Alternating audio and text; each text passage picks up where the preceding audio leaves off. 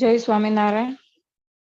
શ્રીજી મહારાજ બાપા શ્રી અનંત અનાદિ મહામુક્તો, અનાદિ મુક્ત પરમ પૂજ્ય શ્રી નારાયણ મામા, અનાદિ મુક્ત પરમ પૂજ્ય શ્રી લીલા માસીની દિવ્ય સભામાં બિરાજિત સર્વે મુક્તોને મારા કોટાન કોટી વંદન સાતકુ ભેદપૂર્વક જય સ્વામિનારાયણ. અમૃત સરિતા આપણે લેવાની છે, એમાં આપણે પ્રવચન ચાલુ જ છે. એમાં આગળ આપણે જોઈએ કે શું કહે છે મામા. કે છે કે શબ્દ, સ્પર્શ, રૂપ, રસ ને ગંધ જેને ભગવાન સંબંધી જ હોય તો માઇક પંચ વિષય ખોટા થઈ જાય. આ જે પંચ વિષય છે ભગવાન સંબંધી છે, એટલે પંચવર્તમાન ચોપડીમાં આપણને કીધું છે કે શબ્દ બોલવું તો ભગવાન વિશે જ બોલવું, બીજો મિથ્યા અપવાદ, મિથ્યા કે છે ને પ્રલાપ ન કર્યા કરવું. જો આડી અવડી વાત કે જેનું કોઈ વજૂદ જ ના હોય એવી બધી વાત. સ્પર્શ તો કે મહારાજનો સ્પર્શ ઈચ્છવો, રૂપ મહારાજનું જ રૂપ જોવું, રસ તો કે ભગવાનને ધરાવેલો પ્રસાદ જ જમવો, ભગવાનને ચડાવેલી જે ફૂલ છે એને જ ગંધ લેવી, સુગંધ લેવી.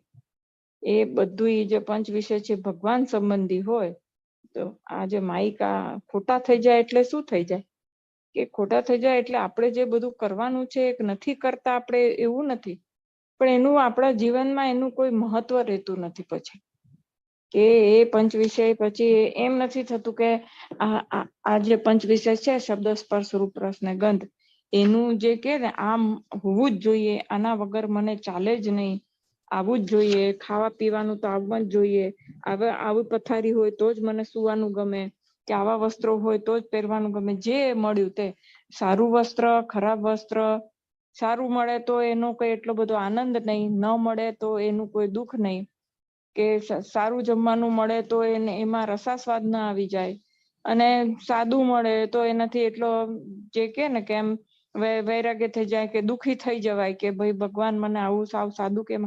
એટલે ટૂંકમાં એ જે બધું છે એનું આપણને એના પ્રત્યેનો ભાર ન રહે. એ પંચ વિષય જે છે એ ખોટા થઈ જાય એટલે એનું મહત્વ જીવન, આપણા જીવનમાં એનું કોઈ મહત્વ રહે નહીં. કારણ કે આપણે કઈ ભગવાન સંબંધી થઈ જાય એટલે કે આપણે ખાવા પીવાનું ને પહેરવા ઓઢવાનું ને બધું કઈ બંધ થોડી કરી દેવાના છીએ. જે છે એ બધું ચાલુ જ રહે, પણ આપણા જીવનમાં એનું કોઈ મહત્વ રહેતું નથી. પછી ધારો કે આપણે જે છે કોઈ આપણા બહુ વખાણ કરી નાખે તો આપણને કઈ બહુ ફરક પડી નથી જતો, અને અપમાન કરી નાખે તો એ ફરક ન પડવો જોઈએ. ઘણી વખત આમાં શું હોય કે વખાણ કરે ને ત્યારે તો કદાચ જાગૃતિ રહે કે હા ભાઈ આમાં આપણું કઈ નથી, પણ જયારે અપમાન કરે ને ત્યારે એ બહુ આપણને, કારણ કે શું છે કે આપણો આ જે દેહ છે એ અહંકાર યુક્ત થઈને એના લીધે જ ટકેલો હોય ને, એટલે જયારે અપમાન થાય એટલે આપણો અહંકાર ઘવાય એટલે આપણને એ ગમતું નથી. એટલે ત્યારે તો આપણે રિએક્શન આપણા આવી જ જાય, આપણે રિએક્ટ કરીએ જ જયારે કોઈક અપમાન કરી નાખે ને તો. એટલે કે ઈ બધું જયારે ભગવાન સંબંધી થઈ જાય કે આ જે બધું જે કાંઈ પણ સારું સારું થાય છે મારા પ્રત્યે, કે જે પણ મારા પાસે જે કઈ સારા શબ્દ, જે સ્પર્શ કે રૂપ, કે મને કઈ સારું ખાવાનું મળે છે, કે જે કઈ પણ ભગવાનને મને પંચ વિષય જે આપ્યા છે એ બધું એમને લઈને છે, એમને હું ભજું છું, એના લીધે મને આવું સારું મળે છે, અને એમાં મારું પોતાનું કાંઈ નથી. જો આપણે અત્યારે ભગવાનને મૂકી દઈએ અને મોટા મુક્તને મૂકીને કોઈ પણ ક્રિયા કરવા જઈએ તો કાંઈ કદાચ કે છે ને રામપાતરે ન આવે, આપણને કોઈ ભીખમાં કાંઈ વસ્તુ ના આપે. એટલે જયારે એમ કે આપણે ભગવાન સંબંધી જયારે બધું કરીએ પછી એનો આપણને ભાર નથી રહેતો આપણા જીવનમાં, એનું એટલું બધું આપણને મહત્વ નથી રહેતું એ પંચ વિષય. એટલે એ બધું ખરા અર્થમાં, એટલે એનો કોઈ દેખાડો કરવાનો નથી. આ બધું સાધના ને એ બધું શું છે આપણા માટે છે, એટલે આપણે અંદર જ વધવાનું છે, એને કોઈને કહેવાનું નથી કે મને તો જે મળ્યું એવું તો ખાઈ લઉં, કે જે પહેરવા ઓઢવા મળ્યું હું તો પહેરી ઓઢી લઉં. નોર્મલ જેમ જ આપણે જીવન જીવતા હોઈએ એમ જ જીવન જીવવાનું છે. એનો કોઈ બારે ક્યાંય, આમાં શું થાય કે બારે લોકોને આપણે દેખાડીએ એટલે લોકોને આપણા પ્રત્યે અભિપ્રાય બંધાય કે એ તો આમ છે કે તેમ છે, કે એ બહુ જો એને કાંઈ છે એ તો જેમ તેમ જ રહે છે, કે તો એ અભિપ્રાય બંધાય એટલે એ એવી જે વાત છે આપણને ન કરે તો બીજાને કરે, એટલે બીજાને આપણા પ્રત્યે અભિપ્રાય બંધાય. એ સારો પણ હોઈ શકે અને ખરાબ પણ હોઈ શકે, એના વિશે આપણે ચર્ચા નથી કરતા, પણ જો એ સારો અભિપ્રાય કોક બાંધે અને એ વાત આપણને ખબર પડે તો આ વસ્તુ સાત્વિક અહંકાર એવો ખરાબ છે કે ક્યારે એ આપણી અંદર ઘૂસી જાય એ આપણને ખબર ના પડે અને આપણે જે સાધના કરતા હોય એ અટકી પડે. એના માટે થઈને કે છે કે જે કાંઈ પણ પંચ વિષય મામા કે છે જે હોય ભગવાન સંબંધી હોવા જોઈએ, એટલે એ લકવો દૂર થઈ જાય એ જરૂરી છે. આપણે ગઈ વખતે જોયું હતું કે જે શરીરનો લકવો હોય એ દૂર થવો, મામા એક હરિભક્તની વાત કરતા હોય છે અને કે એના વિશે કે છે કે શારીરિક લકવો તો જ્યારે એમ કે મોટા મુક્ત કીએ એ આપણે વાત કરી હતી કે જાઓ મટી જશે એ ક્ષણે, એમની જે શક્તિ છે આશીર્વાદની, એ આશીર્વાદની શક્તિ દ્વારા એ સેકન્ડે જે મટવાનું શરૂ થઈ જાય છે. પણ જ્યારે મોટા મુક્ત આશીર્વાદ આપે કે જાઓ તમારા રોગ મટી જશે, એટલે ખાલી શરીરના રોગ એમ નહીં પણ આ ચૈતન્યના રોગ પણ આપણા મટી જતા હોય છે, એવી એમની કૃપા હોય છે. એ આશીર્વાદમાં એટલી જબરદસ્ત શક્તિ હોય છે કે રોગ એટલે ખાલી એમ કે એક રોગ એમ નહીં. આપણે તો પર્ટિક્યુલર ડોક્ટર હોય તો તાવની દવા લેવા આપણે ગયા હોય તો ખાલી તાવ જ મટાડે, પછી પેટમાં દુખતું હોય કે માથું દુખતું હોય તો આપણે એને કહેવું પડે કે ભાઈ આ માથું દુખે છે મને, કે મને આમ પગમાંય દુખે છે, તો પછી એની દવા આપે. જ્યારે મોટા મુક્તના આશીર્વાદ તો એક વખત એમ કે જાઓ તમારા રોગ મટી ગયા, પછી એ બધા જ રોગ મનના ને તનના ને બધા રોગ આપણા મટાડી દે. એવા એ મુક્તની જે આશીર્વાદમાં શક્તિ રહેલી છે. એટલે કે છે કે આ શબ્દ સ્પર્શ રૂપ રસ ને ગંધી જે પંચ વિષય છે એ જે લકવો છે એનાથી શું થાય છે કે એ લકવાથી આપણું મન લકવાગ્રસ્ત થઈ જાય છે અને મન જ્યારે લકવાગ્રસ્ત થઈ જાય એટલે બરાબર પછી કામ ન કરે ને આપણને રજોગુણ તરફ લઈ જાય. એટલે મામા કે છે કે એ લકવો જે છે એ દૂર થવો જરૂરી છે. જો એ આપણે એને દૂર ના કરીએ તો આપણે આધ્યાત્મિકતામાં આગળ ન વધી શકીએ. પછી મામા આગળ આપણને શું સમજાવે છે કે મહારાજ કહે છે કે મારા આશ્રિત જે હોય તેને અંત સમયે જરૂર મારે તેડવા આવવું, એવું મારું બિરુદ છે, એ સત્ય હકીકત છે. પણ હવે મામા કે છે કે મહારાજે એ વરદાન આપ્યું છે કે મારા જે ભક્ત હોય એને મારે તેડવા આવવાનું. અને એ કે મામા કે છે કે એ સત્ય હકીકત છે, પોતાના ભક્તને મહારાજ ચોક્કસ લેવા આવે છે. પણ હવે શું સમજાવે છે આગળ, પણ આપણે એ સમજીએ કે આપણે મહારાજના આશ્રિત ક્યારે થયા કહેવાઈએ. હવે આપણે કે મેં આખી જિંદગી સમરણ કર્યું છે તો ભગવાન મને લેવા આવશે, પણ સ્વામિનારાયણ કર્યું છે કેવી રીતે?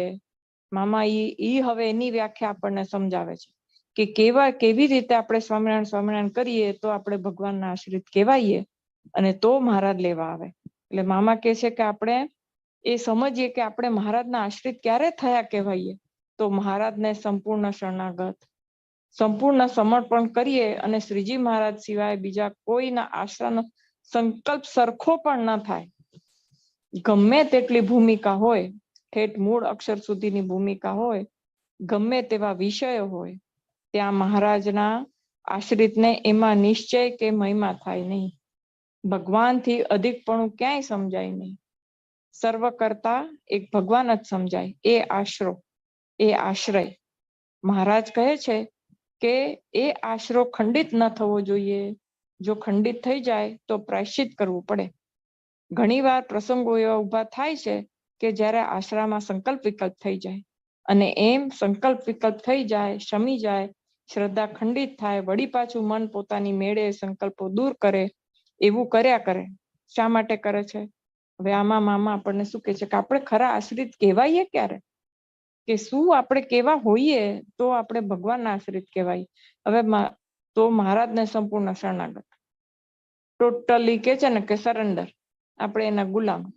જ્યારે શરણાગતિ એટલે શું કે હવે તમે જેમ કરો એમ.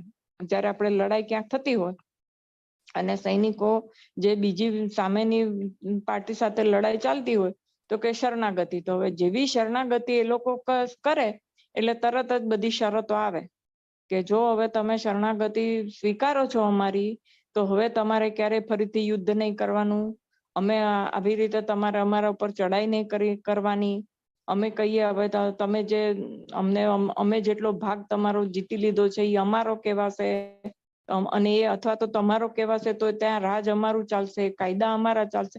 એવી કેટલી શરતો મૂકે. જ્યારે કોઈ શરણાગતિ સ્વીકારે એટલે તરત જ તો અમે તમને છોડીએ, નહીતર તો કહેશે કે તમારે પાછું અમારે યુદ્ધ ચાલુ રાખો તમારું. અમે તમને હરાવી દઈશું અને પછી તમને પાછી આ શરતો તો તમારે સ્વીકારવી જ પડશે. એમ જ્યારે આપણે ભગવાનને શરણે જઈએ એટલે શરતો આવે. ભગવાનને શરણે જઈએ એટલે અમે ભગવાન કહેશે તું મારે શરણે આવ્યો તો ચાલો, મારે શરણે આવ્યો એટલે મારો આશ્રિત બન્યો તું, તો મારો આશ્રિત બન્યો તો પછી મારા આશ્રિત બનવા માટેની આટલી આટલી શરતો છે, તો જો ત્યારે હું તને મારા આશ્રિત તરીકે સ્વીકારીશ, નહીતર નહીં સ્વીકારું. એટલે હવે આશરો કોને કહેવાય? તો કે સંપૂર્ણ શરણાગતિ અને સંપૂર્ણ સમર્પણ. હવે સમર્પણ કરી દીધું એટલે આપણી કોઈ ઈચ્છા અપેક્ષાઓ કે કાંઈ રહી, આપણે જે ક્યાંય આપણું કાંઈ રહેતું જ નથી. કે છે ને મામા કે છે ને બધા હથિયાર હેઠા મૂકી દેવાનું. એટલે હવે જે કાંઈ પણ તમે કહેશો અમને, કે જે કાંઈ પણ અમને સોંપશો, કે જેવી રીતે તમે મહારાજ તમે અમને જીવન જીવાડશો એવી રીતે અમે જીવન જીવશું. પછી હવે આમાં આમ કેમ કે એવો કોઈ પ્રશ્ન રહેતો નથી. જ્યારે સંપૂર્ણ શરણાગતિ આવે કે સંપૂર્ણ સમર્પણ આપણે ભગવાનને કરી દઈએ, સમર્પિત થઈ જઈએ, એટલે આપણા ઘરે કોક એટલે કહેવાય ને કે હું તારો ગુલામ, તો આપણો માલિક જે હોય એ આપણો માલિક આપણને જેમ રાખે એમ રહેવાનું હોય ને. ત્યાં પછી માલિક તમારે મને આમ નહીં રાખવાનો કે આમ કેમ રાખો છો એવો કોઈ પ્રશ્ન આવે? આપણે જ્યાં કોઈ પણ જગ્યાએ નોકરી કરતા હોઈએ ત્યાં બોસ કે એમ જ આપણે કરવાનું હોય. બોસ કે આમ નહીં, આજે તારે ભલે રજા રહી પણ તારે આજે ઓફિસ આવવું પડશે, ભલે આખા ઓફિસના સ્ટાફને રજા પણ તારે આવવું પડશે, તો આપણે જવું પડે. આજે તારે 2 કલાક વધારે કામ કરવું પડશે તો આપણે કરવું પડે. અને એમ કે સારું દયા ખાઈને એમ કે ચાલો 2 દિવસ તે વધારે કામ કર્યું તો તને અડધા દિવસની રજા, તો એ જે બોસ જે કહે એ આપણે કરવું પડે. શું કામ? કારણ કે આપણે એને ત્યાં નોકરી કરીએ છીએ, આપણે સમર્પિત છીએ અને આપણું કહેવાય ને કે આપણામાં એની ફરજમાં આવે છે આપણે કે આપણે એને શરણાગત છીએ, તો એ આપણી ફરજમાં આવે છે કે કેમ આપણે કરવું પડે. એમ આપણે જો આપણા આશ્રિત થઈએ મહારાજને શરણાગતિ આપણે મહારાજની સ્વીકારીએ તો પછી મહારાજની જે ઈચ્છા હોય એ જ આપણું પ્રારબ્ધ કહેવાય. પછી એમાં ક્યાંય આપણને સંકલ્પ સરખો થવો ના જોઈએ. એટલે હવે જો આપણે મહારાજને આશ્રિત થયા હોઈએ તો પછી ઘડી ઘડી આશરો બદલાવાય નહીં કે હવે આ ચાલો ઘડી ઘડી નોકરી બદલ કરે કોઈક વ્યક્તિ તો એ ક્યારે ઊંચો આવે? પછી બધા એમ જ કે તું ઠરીને ઠામ થતો જ નથી એક જગ્યાએ, તો તને પ્રમોશન મળે કેવી રીતે? તું ઘડી ઘડી નોકરી બદલ કરું છું તો પછી જયારે નવી નોકરી કરસ તો ત્યાં પાછો તું નવો જ હોશ, તો નવા માણસને કોઈ વધારે પગાર ન આપે.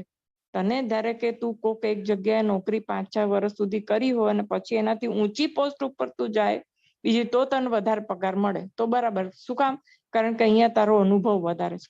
પણ આપણે મહારાજને અહીંયા કેવું છે કે અહીંયા તો કોઈ એવી શરત જ નથી કે બોસ, કારણ કે સર્વોપરીને આપણે સ્વીકારી લીધા એક વખત.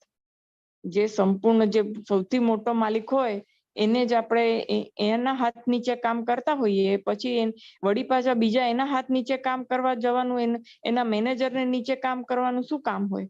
એટલે મહારાજ આપણને અહીંયા મામા એમ કે છે કે એકવાર એમના આશ્રિત સર્વોપરીના આશ્રિત થઈ ગયા પછી ગમે તે ભૂમિકા કેમ ન હોય, કે મૂળ અક્ષર સુધીની ભૂમિકા હોય પણ ક્યાંય આપણને નિશ્ચય કે વિશ્વાસ આવવો ન જોઈએ. અત્યારે આપણે આમ જોઈએ કે ક્યાંક ને ક્યાંક કોકના કોક ચમત્કાર દેખાતા હોય પરોક્ષમાં, તો એમ થઈ જાય કે હારું આ કરે છે એ સાચું હશે, કે એવા કોઈ પણ કે હારું ખરું બધું કહી દે છે એમ, પણ એવું ક્યાંય વિશ્વાસ ન આવવો જોઈએ. આપણે કોને આશ્રિત થયા છીએ? આશ્રય એટલે શું કે તમારા આધારે અમારું જીવન, તમે જેમ મહારાજ રાખો એમ. હવે મહારાજની મરજીમાં આવે તો આપણને સુખ આપે અને આપણને મરજીમાં આવે તો દુઃખ આપે. હવે એમાંય પાછા એ તો એવા દયાળુ છે કે અમથું કઈ કરતા જ નથી, દુઃખ તો આપતા જ નથી. તો કે દુઃખ આપે છે શું કામ? તો કે આપણા ચૈતન્યની ઉર્ધ્વીકરણ માટે દુઃખ આપે છે. બાકી તો એની જોડીમાં દુઃખ જેવું છે જ નહીં કાંઈ. મામા કાયમ એવું કહેતા કે ભગવાનને ત્યાં દુઃખ જેવો કોઈ એની ડિક્શનરીમાં શબ્દ નથી. તો એની ડિક્શનરીમાં જે કોઈ શબ્દ જ ના હોય એ આપણને આપે શું કામ?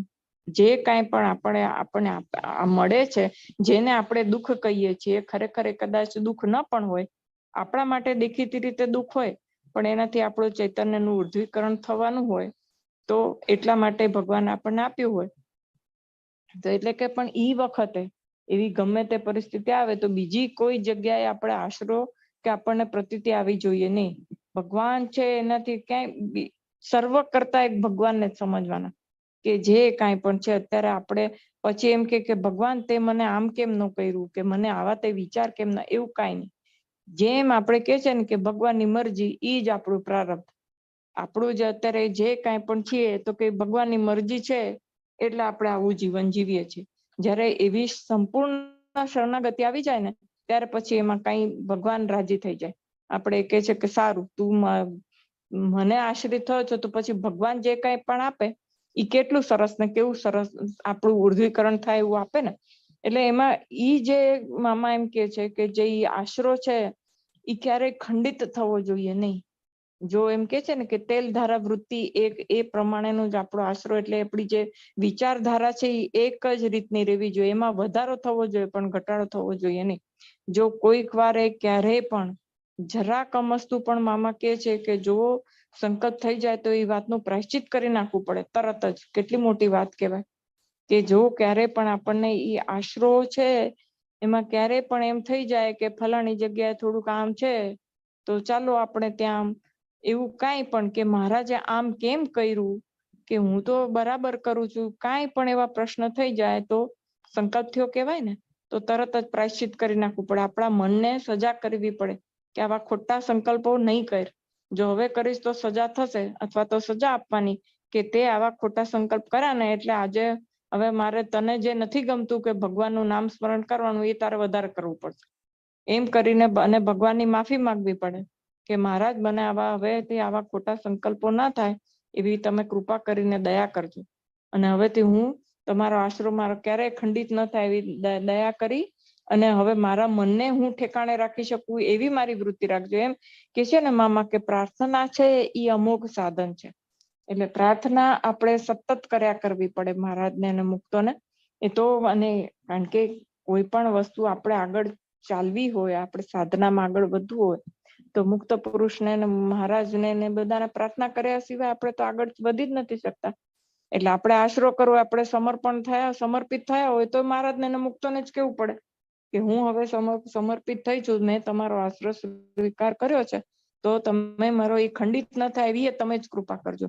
મારામાં એવું બળ પ્રેરજો કે મને ગમે તેવી પરિસ્થિતિ તમે મૂકો તો એમાં મારો આશરો છે એ સેજ પણ ખંડિત થાય નહીં. પછી કે છે કે જ્યાં સુધી આપણે પરિપક્વ ન થયા હોઈએ ને ત્યારે આવું તો થયા જ કરે. એટલે કે ઘડીકમાં કોક વાર આપણી શ્રદ્ધા ખંડિત થઈ જાય, વળી પાછી આપણું મન એવું છે ને કે આપણે ભગવાનને શરણે ગયા હોઈએ ને એટલે ભગવાન આપણને રક્ષા તો કરે જ, એટલે વળી પાછા આપણને પોઝિટિવ વિચાર આવે કે કંઈક આપણે નેગેટિવિટી આપણામાં ઘૂસી ગયો ને, ખોટા સંકલ્પ વિકલ્પ આપણે ચડી ગયા હોઈએ તો પછી ભગવાન પાછા આપણને ભગવાન જ આપણને પાછા પોઝિટિવ વિચારો પણ આપે. કારણ કે એ આપણું વલણ ભગવાન તરફી હોય ને એટલે પછી એ પોઝિટિવ વિચારો ભગવાન આપણને પ્રેરે કે આવા ખોટા વિચાર કરીને શું કરવાનું છે. કે વળી પાછું આપણે એમ કે ના આપણે તો મહારાજને હવે ધારો કે કોક વખત એવા વિચાર આવી ગયા તો વળી પાછા મહારાજને સંપૂર્ણ શરણાગતિ થઈ જવાનું કે હે મહારાજ આવું થઈ ગયું તો માફ કરજો, પણ મારે તો તમારા સિવાય બીજો કોઈ મારો આધાર નથી, હું તો તમારે શરણે જ છું. એમ કરીને કે જ્યાં સુધી આપણને પરિપક્વતા ના આવે ને ત્યાં સુધી આપણું મન જે છે મામા કે છે કે એવું થયા જ કરે ઘણી વખત. એટલે આપણે એમ કહીએ કે ના આપણે તો સ્વામિનારાયણ ભગવાન સિવાય, પણ એટલે સ્વામિનારાયણ ભગવાન સિવાય ભલે બીજે ક્યાંય મહારાજ આમ કેમ કરતા હશે એવા જે સંકલ્પ આવે છે ને એ સંકલ્પો પણ એમ કહેવાય કે આશરો આપણો ખંડિત થયો કહેવાય. ડચું પચું થઈ જાય કે મેં એવું તો શું કર્યું હશે કે ભગવાને મને આવું કર્યું, કે ભગવાન આમ શું કામ કરતા હશે, કેવા કાંઈ પણ. એટલે આ બધું છે ને સાધના પથ પર આવું થયા જ કરે કે ઘડીકમાં આવું સંકલ્પ થાય, ઘડીકમાં પાછા શમી જાય, વળી પાછા સંકલ્પો થાય, વળી પાછા શમી જાય. શ્રદ્ધા કોક વાર દ્રઢ થાય, શ્રદ્ધા કોક વાર ખંડિત થઈને પાછી થોડીક ઢીલી પડે, એવું થયા જ કરે. મામા કે છે કે આપણું મન છે એવા સંકલ્પ શું કામ કરે છે તો કે સ્વામિનારાયણ ભગવાનનો આશરો કર્યો, મહારાજની દ્રષ્ટિ પડી એટલે મહારાજ એને આકર્ષણ કરીને પકડી રાખે છે. કોઈ જગ્યાએ કોઈ ભૌતિક ચમત્કાર કે કોઈ પરચો કે કોઈમાં સારપ જેવું થઈ જાય તો ત્યાં પેસી જાય તો આશરાનો ભંગ થઈ જાય. પણ મહારાજની જેના ઉપર ખરેખર કૃપા થઈ હોય આવી દિવ્ય સભામાં શ્રીજી મહારાજ પોતે આશીર્વાદ આપીને જીવને આકર્ષણ કરીને પકડે છે. એટલે મામા જેવી દિવ્ય સભા, મામા જેવા પૂર્ણ મુક્ત જ્યાં બિરાજતા હોય તેમ કે આપણે જો ખરેખર ભગવાનના આપણા દિલથી આશ્રિત થયા હોઈએ ને, તો આપણી પ્રકૃતિ અનંત જન્મથી એવી હોય કે આપણે ક્યાંય પણ ચમત્કાર કે એવું કઈ જોઈએ ને તો આપણી આંખો પોળી થઈ જ જાય, એમ થાય કે હારું કેમ ન કરતો હશે. એટલે ભલે બધી શક્તિઓ મહારાજની જ હોવા છતાં પણ જો સેજ પણ ઢચું પચું હોય ને તો ત્યાં જઈને એમ કે ચલો ને જોઈ આવીએ. આપણને કંઈક ઈચ્છા હોય તો કે ચાલો એને પૂછી આવીએ. આપણે કઈ મહારાજનો આશરો થોડી દેવાનો છે, પણ આપણે ત્યાં જઈને ચલો પૂછી આવીએ કે આપણું ભલે ને આપણે ભજશું તો મહારાજને. આવું કઈ પણ થોડો ઘણો બી સંકલ્પ થઈ જાય તો એ પેસી ગયા કહેવાય. ત્યાં જઈને ઘણા નથી કહેતા કે અમે દર્શન કરવા જઈએ છીએ, ત્યાં હનુમાનજીને તેલ ચડાવીએ ધારો કે, તો કે અમે હનુમાનજીના આશ્રિત નથી થઈ જતા એમ. પણ એમ કે અમે તો ત્યાં એમ કે ખાલી એમ જ કે, પણ ખરેખર જો આપણે સંપૂર્ણ શરણાગતિ સ્વીકારી હોય તો એ વસ્તુ થવી જોઈએ નહીં, એવું મામા કે છે. કે દ્રઢ શ્રદ્ધા, આપણે જે કાંઈ પણ જેને પણ આપણે માનીએ છીએ એના માટે આપણી જે ભાવના છે એ એક આમ દ્રઢ હોવી જ જોઈએ. એ દ્રઢતા નો રહે અને ઘડીકમાં આમ ને ઘડીકમાં આમ, એટલે એમ કહેવાય ને કે મારો શરીરના રોગ માટે ડોક્ટરની દવા લેવી જરૂરી છે, એમ મનના રોગને માટે હું ઓલો ડોક્ટર છે, હનુમાનજી ડોક્ટર છે કે ગણપતિજી ડોક્ટર છે, એની પાસે હું જઉં છું, પણ એના લીધે કઈ મારી નિષ્ઠા ને ઉપાસનામાં થોડી ભંગ થઈ જાય છે? થઈ જાય છે. કારણ કે આ વસ્તુ શરીરની ને જુદા જુદા રોગો માટે જુદા જુદા ડોક્ટર હોય એવું આ થોડી છે. આ તો મનની રમત છે ને આપણી સાધના છે. એ સાધનાનો એક નિયમ છે. જેમ આપણે હાડકાના ડોક્ટર પાસે હાડકાની દવા કરાવવા જઈએ, હૃદયના ડોક્ટર પાસે હૃદયની દવા કરાવવા જઈએ, એમ આધ્યાત્મિકતામાં સર્વોપરી સ્વામિનારાયણ ભગવાનને જયારે આપણે એ પથ લીધો હોય તો એ બધા રોગોનું નિવારણ એની પાસે જ છે. તો પછી આપણા મનના જે કોઈ પણ રોગ હોય એનું નિવારણ એની પાસે જ હોય, તો પછી બીજા કોઈ પાસે કે આપણને પ્રતીતિ આવે જ કેમ? મામા કે છે આવી જ ન જોઈએ. અને જો આપણે કે જો ખરા અર્થમાં આપણે દિલથી એમ ઈચ્છતા હોઈએ કે આપણે સ્વામિનારાયણ ભગવાનને શરણે જવું છે, તો મામા કે છે કે ઈ જે છે ભાઈમાં કે મહારાજ છે ને એ આપણને આકર્ષણ કરીને રાખે છે. આપણે ક્યાંય પણ આડા આપડા જઈ, ધારો કે આપણને ઈચ્છા બી થાય ને તો આપણને તરત જ ઈ મૂર્તિ એવું આકર્ષણ કરીને રાખે કે ના ભાઈ સર્વોપરી સ્વામિનારાયણ ભગવાન છે, આપણે ક્યાંય બીજા આડા અવડા વાંધા વચકા કરીને આપણે કઈ મનમાં સંકલ્પ વિકલ્પ કરીને જવું નથી, ક્યાંય માથા ભટકાડવા નથી. કારણ કે એ મહારાજ અને મુક્તો એ આપણને પકડી રાખે છે. એટલે એમ કે છે કે જો એમ કે આવી દિવ્ય સભામાં જો કોઈ આવીને બેઠા હોય તો કે મહારાજ આશીર્વાદ આપીને જીવને આકર્ષણ કરીને પકડે છે. આપણને એમના પ્રત્યે આકર્ષણ થઈ જાય. હવે મામા પોતાની વાત નથી કરતા, પણ એમ ઇનડાયરેક્ટ આપણે બધા સમજી જવું જોઈએ કે મામા જેવી જે પૂર્ણ મુક્ત હોય અને એ જે સભામાં બિરાજમાન હોય તો એ સભા તો ખરેખર કહેવાય ને કે, અને એમાં મહારાજ જ આશીર્વાદ આપે મુક્ત દ્વારા. તો મામા કે છે કે મહારાજ શું કે છે કે આવી જે સભા હોય કે હું પકડું એને છોડતો નથી. મામા પોતે એક સરિતામાં એક જગ્યા પાછું કીધું છે ને કે હું જેને પકડું એને કોઈ દિવસ છોડતો નથી. તો જ્યાં સુધી એ પાત્ર ન બને ત્યાં સુધી પકડી રાખું છું. હવે જો પાત્ર થવાની વાત આવી ને કે જ્યાં સુધી એમ કે આકર્ષણ કરીને જેને ખરા અર્થમાં ભગવાનને શરણે જવું છે અને ભગવાનના આશ્રિત બનવું છે, એની આ વાત છે. ખાલી હવે ચાલો સમરણ કરતા હોય અને પછી કંઈક એને બીજું બધું કરવું હોય અને બીજું કઈ છોડવાની કે ક્યાંય ત્યાગ કરવાની ભાવના જ ન હોય, ખાલી એક સત્સંગી કહેવાય એવા જે હોય ને એવાની આ વાત નથી. કે ખરેખર જેને સ્વામિનારાયણ ભગવાનને સમર્પિત થઈને એના આશ્રિત થઈને રહેવું છે, તો મામા કે છે કે એને મુક્તો અને મહારાજ પકડી રાખે છે અને આકર્ષણ કરે છે.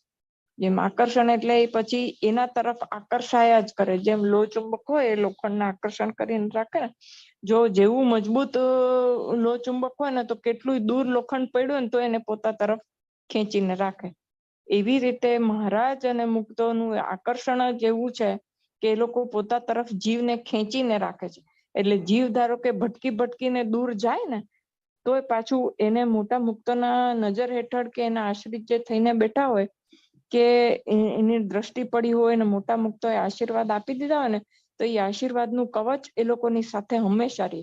એટલે ધારો કે થોડા સમય પૂરતું એ રજોગુણી થઈ જાય કે વ્યવહારમાં એવી પરિસ્થિતિ એને આવે કે વ્યવહાર સંબંધી એને બધું કાર્યક્રમ કરવો જ પડતો હોય, છતાં પણ એને તરત થોડા વખતમાં એને યાદ આવે કે ના ભાઈ મારે તો ભગવાન તરફ વળવાનું છે અને મારું કામ આ નથી, એવું એને થોડા વખત ધારો કે સમય સંજોગો વસાત એને એવું કરવું પડે, પણ તોય મોટા મુક્ત એને આકર્ષણ કરીને એટલે ઘડી ઘડી એને મોટા મુક્ત અને મહારાજ યાદ આવી જાય.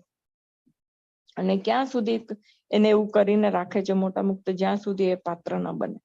હવે પાત્ર બનવા માટે શું કરવાનું? તો કે આપણે આ બધી સાધનાની જે વાત કરીએ છીએ સાગરમાં, એ બધું કરવાનું. તો કે છે ત્યાં સુધી પકડી રાખું છું. પછી એ ચૈતન્ય મારો ભક્ત થયો હોવા છતાં એને આશરાની પરિપક્વતા બરોબર દ્રઢ નહીં થઈ હોવાથી આવું થયા કરે છે. એટલે પછી એને જો આશરાની પરિપક્વતા પણ પાછી થવી જોઈએ કે એક વખત આશ્રિત થઈ ગયો હોવા છતાં પણ એને આશરાની પરિપક્વતા નથી થઈ, કે છે ને મેચ્યોરિટી ન આવી હોય. જ્યાં સુધી મેચ્યોરિટી ખાલી હું સ્વામિનારાયણ ભગવાનનો આશ્રિત થઈ ગયો, સ્વામિનારાયણ ભગવાન એમ બોલ્યા કરવાથી અથવા તો ન બોલવા છતાં પણ મનમાં એમ થઈ ગયું કે મેં સ્વામિનારાયણ ભગવાનનું નામ લીધું, એનો કંઠી ચાંદલો મેં કરી લીધા એટલે વાર્તા પૂરી થઈ, એમ નથી. આપણે પાત્રતા કેળવવી પડે. અને કે ઈ પરિપક્વતા ક્યારે આવે? તો કે પાત્રતા આવે ત્યારે. કેમ કે પાત્રતા એટલે શું? તો કે મહારાજનો પૂરેપૂરો મહિમા સમજવાનો અને મહારાજ જેવા છે એવા જાણવાના, મુક્તના આશીર્વાદ માનીને આપણો જે ચૈતન્ય છે ને એટલો મહારાજ જેટલો નિર્મળ બનાવવાનો, એ કરવાનું. તો ઈ ક્યારે થાય? તો કે આપણે સંપૂર્ણ આશ્રિત થઈએ ને આશ્રિત એકદમ દ્રઢતા આવી જાય, એમાં પરિપક્વ થઈ જાય. એ નથી, જ્યાં સુધી આશરો પરિપક્વ નથી હોતો ને ત્યાં સુધી આવું ઢચું પચું મામા કે છે ને કે થયા કરે છે.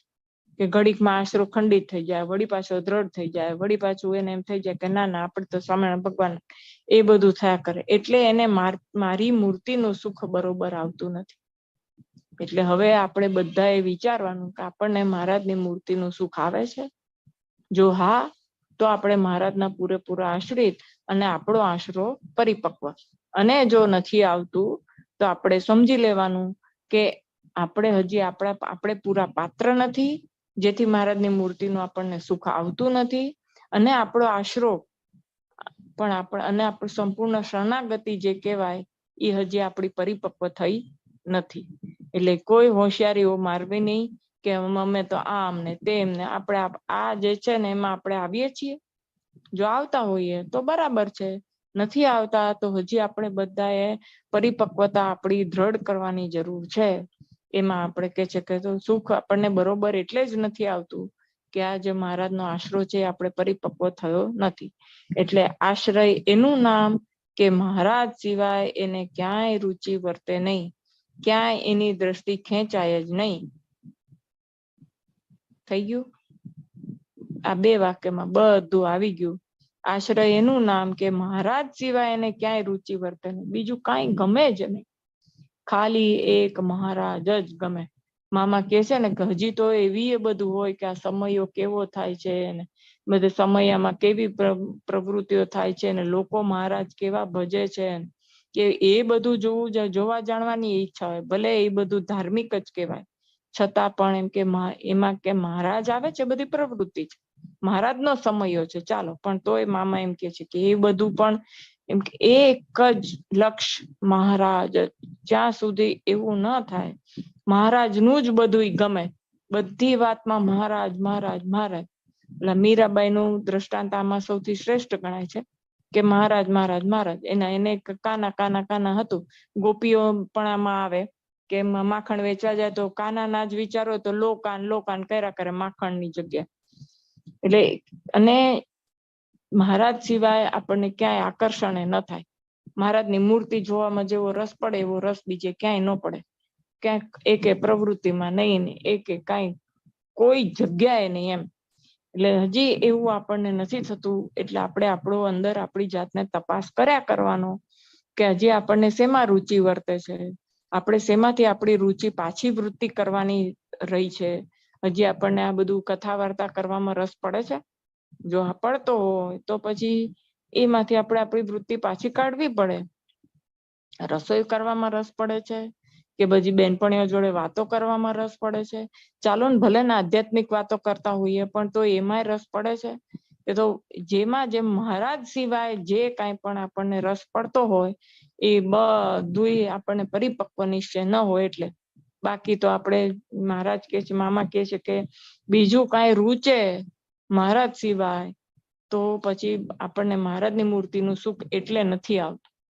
આપણે આ ચેક કર્યા કરવાનું કે હારું મહારાજની મૂર્તિનું સુખ કેમ નથી આવતું, તો કે હજી મારામાં શું શું બાકી છે, આ બધું મને ગમે છે હજી એટલે એનું સુખ નથી આવતું. કે મહારાજનો મહિમા મને જોઈએ એવો છે, મહારાજનો મહિમા કેવો છે, મહારાજ કેવા છે એ પૂરેપૂરું મને ખબર છે. તો એમનો મહિમા હું પૂરેપૂરું એમને આશ્રિત થઈ છું. એ બધું આપણે આપણી જાતને જ પ્રશ્ન પૂછવાના અને એનો જવાબ આપણે મોટા મુક્તોને મહારાજને મુક્તોને પ્રાર્થના કરીએ ને તો એના મુક્તો એ આપણને એના જવાબો આપણને આપે છે ક્યાંકથી. એટલે ક્યાંય એની દ્રષ્ટિ ખેંચાય નહીં. એનું નામ મહારાજનો આશરો.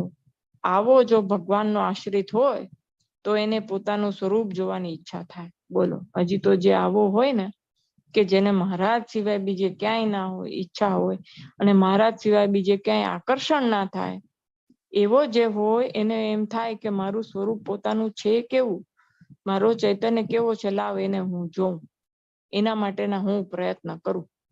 કે એને એવા લોકોને જ આ વસ્તુ થાય, બીજા કોઈને તો એ થતી પણ નથી.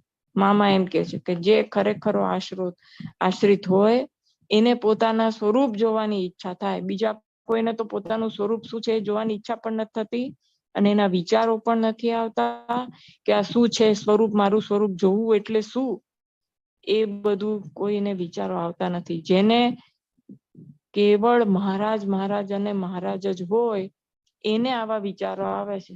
બોલો, એટલે હવે આપણે ક્યાં છીએ, કઈ જગ્યાએ છીએ, આપણે આપણી જાતને આપણે જોઈ લેવાની. મહારાજ કહે છે મારો નિશ્ચય હોય તો પોતાનું સ્વરૂપ એને તરત દેખાય.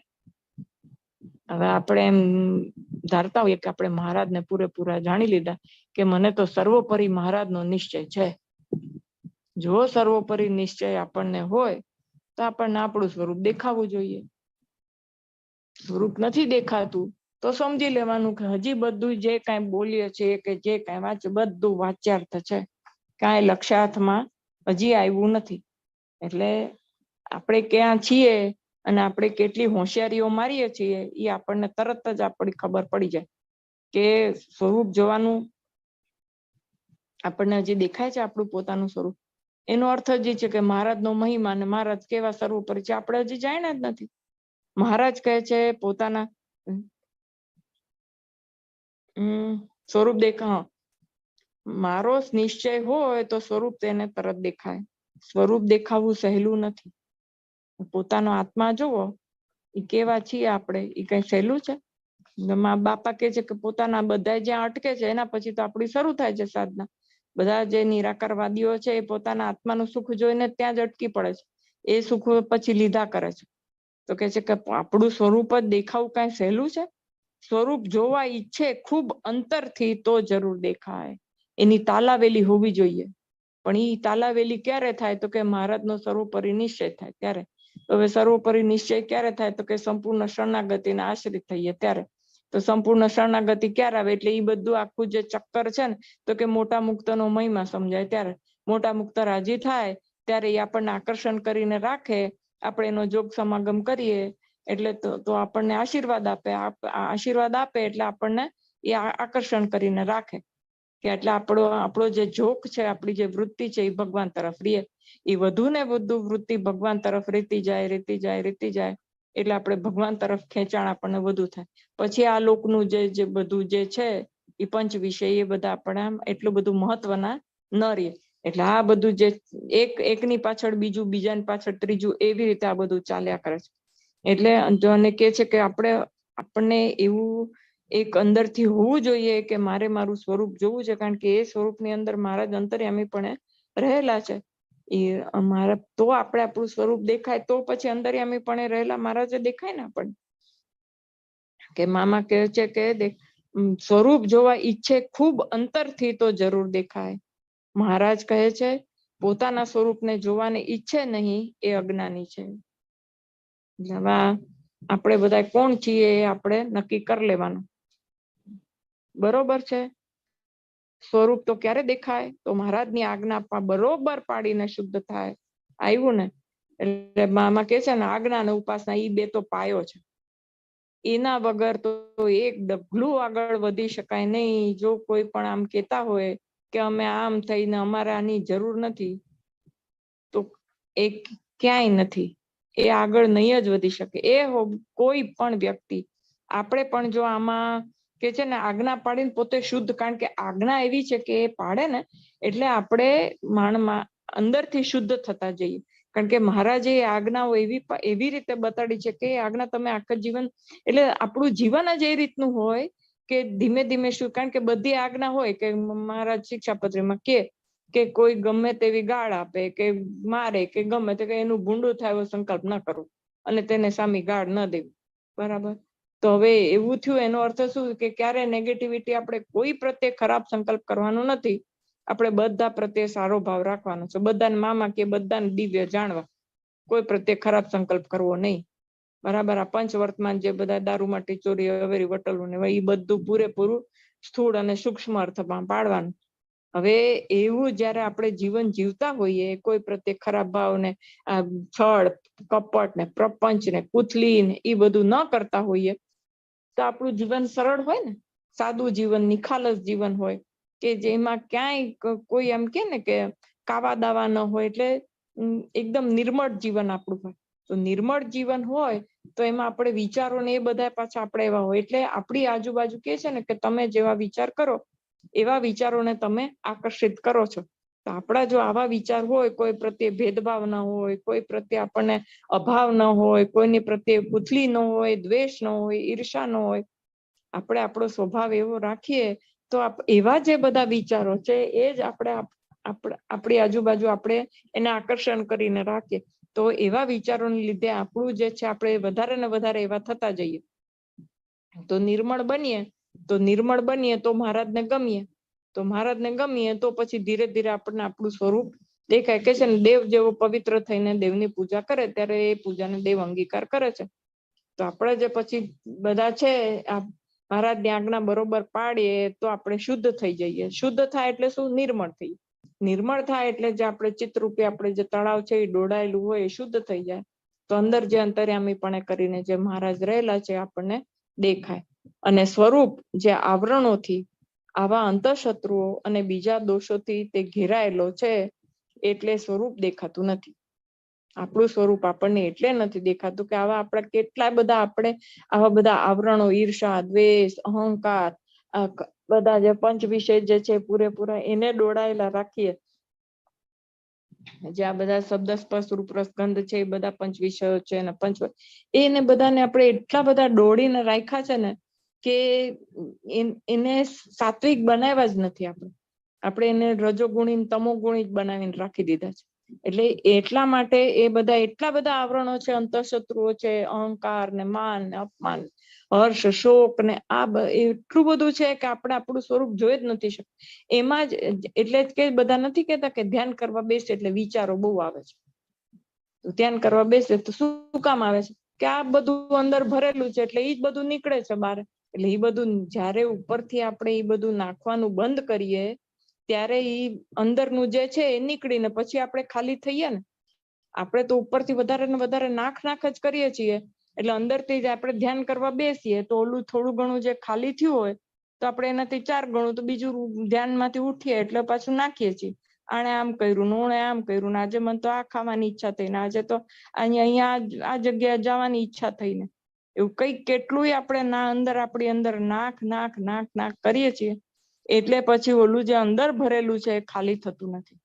એટલે જો આપણે એટલે મેઇન શું કરવાનું સૌથી પહેલા કે ઉપરથી બહારથી નાખવાનું બંધ કરવાનું. એટલે અંદરનું જે બધું ભરેલું છે એ નીકળી જાય. એટલે આપણે ખાલી થઈએ તો શુદ્ધ થઈએ તો અંદર આપણની મૂર્તિ જે છે એ સ્પષ્ટ દેખાય. દોષોથી એટલે દેખાતા. એટલે મહારાજ પ્રયત્ન કરવાનું કહે છે. હવે આવું બધું છે આપણે અંદર બધું ડોળાયેલું છે એટલે મહારાજ શું કે છે કે તમે પ્રયત્ન તો કરો, મારું સ્વરૂપ જોવાનો પ્રયત્ન તો કરો. તમે તમારું સ્વરૂપ જોવાનો પ્રયત્ન કરો કે તમે કોણ છો, ક્યાં છે તમારું આત્મા, કેવો છે, એમાં કેટલું કેટલો તેજસ્વી છે અને એમાં કેટલું બળ રહેલું છે. તમે કઈ આપણે હું આત્મા છું એવું આપણે ગોખીએ છીએ ક્યાં? હું અનાદિ મુક્ત છું એવું ક્યાં આપણે વિચારીએ છીએ આખો દિવસ? જરાક આપણને કોક પૂછે કોણ, તો કે વર્ષા, બરાબર. એટલે આપણે હજી તો આપણે દેહાત્મ બુદ્ધિ જ કેટલી બધી છે. અનાદિ મુક્ત છું એવું આપણને ક્યાં આપણને એટલી દ્રઢતા થઈ છે?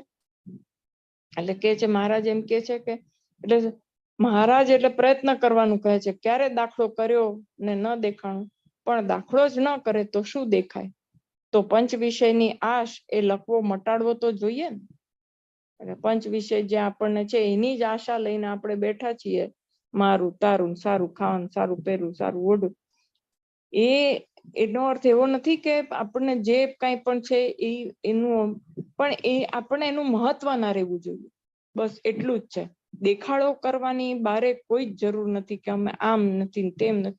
એનાથી લોકો જોશે.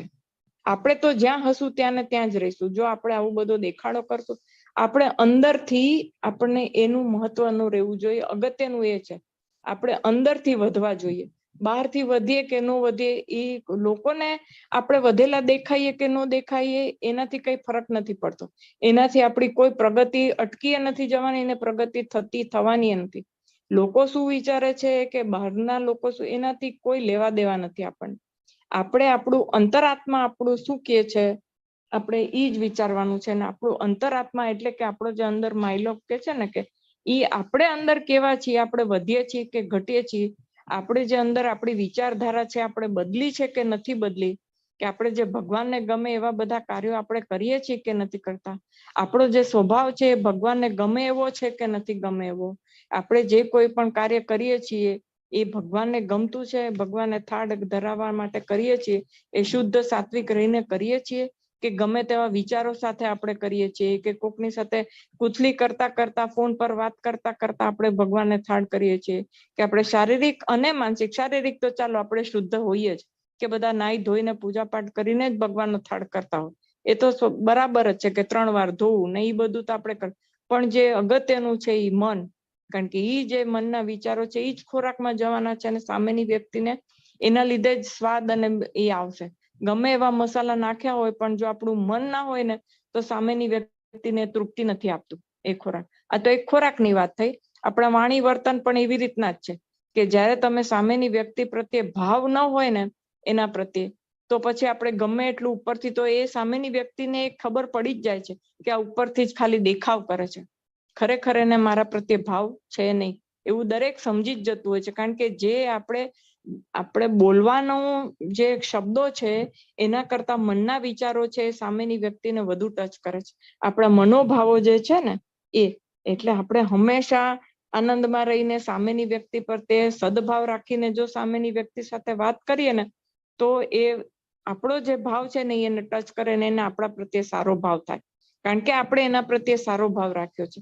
એટલે એવી રીતે જયારે આપણને મહારાજને ગમે એવું આપણું વર્તન અને વાણીને આપણું જીવન હોય તો આપણને આપણું સ્વરૂપ આપણે જોઈ શકીએ.